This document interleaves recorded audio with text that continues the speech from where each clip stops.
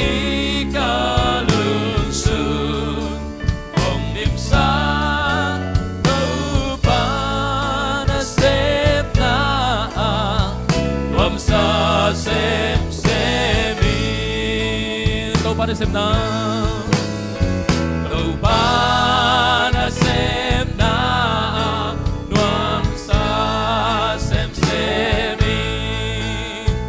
đi xem min tha hôm qua hôm tha hasaki bàn đứng gambang hi ca lương sương ông đêm sáng đâu ba na xếp na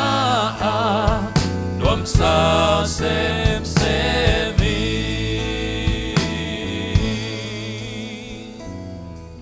đúng đó mấy con tỏ ra thế này đâu ba na xếp na tuam sa xem mi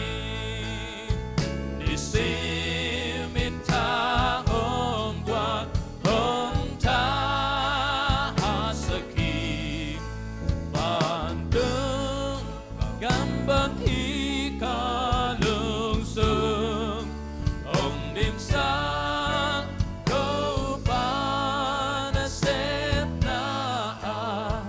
tuam sa xem